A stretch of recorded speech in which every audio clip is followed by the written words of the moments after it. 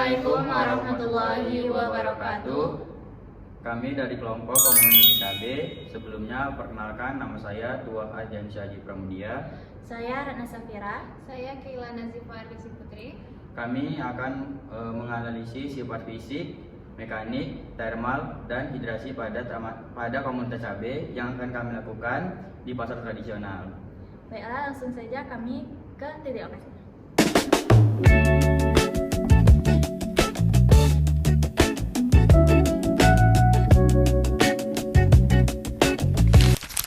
Cabai merupakan salah satu komoditi hortikultura yang banyak digunakan sebagai bahan pangan sehari-hari dan memiliki nilai ekonomi yang tinggi.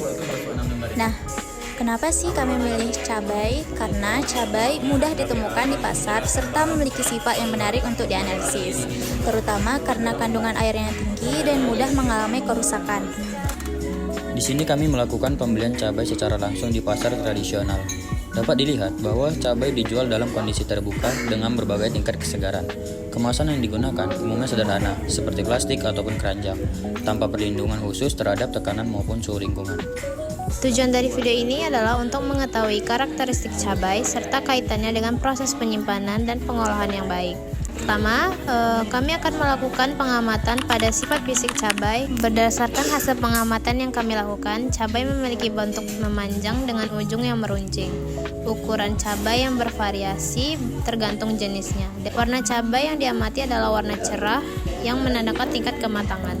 Permukaan kulit cabai terlihat halus dan mengkilap. Selain itu, kondisi cabai yang segar ditandai dengan tekstur yang keras dan tidak layu. Sifat fisik ini sangat berpengaruh terhadap kualitas dan daya tarik cabai di pasaran. Panjang cabai yang kami ukur pada video tersebut memiliki panjang 12-13 cm dengan diameter 3,5 sampai 4 cm. Nah, setelah penjelasan sifat fisik cabai tadi, terdapat juga sifat mekanisnya.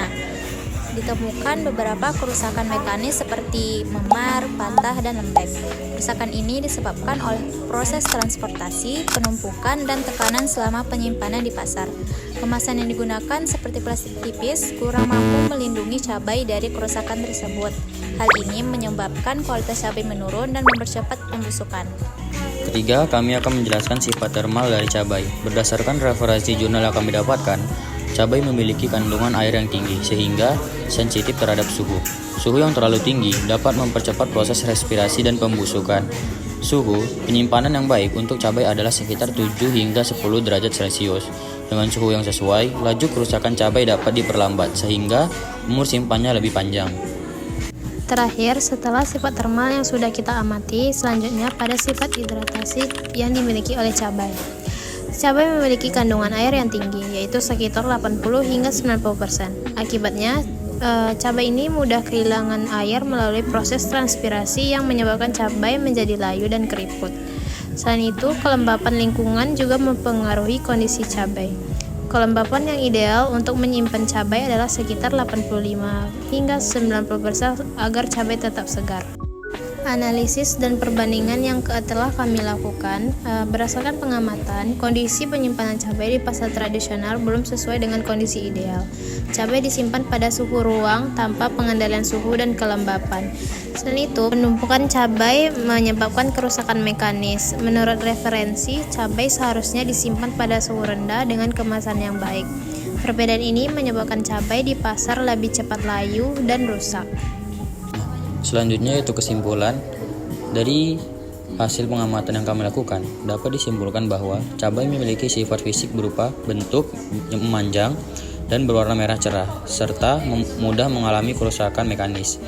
Sifat termal dan hidrasi cabai menunjukkan bahwa cabai sensitif terhadap suhu dan kehilangan air. Oleh karena itu, penyimpanan yang baik sebaiknya dilakukan pada suhu yang rendah, dengan kelembapan yang cukup, serta menggunakan kemasan yang dapat melindungi cabai dari tekanan. Demikian video pembelajaran yang dapat kami sampaikan. Terima kasih atas perhatiannya. Wassalamualaikum warahmatullahi wabarakatuh.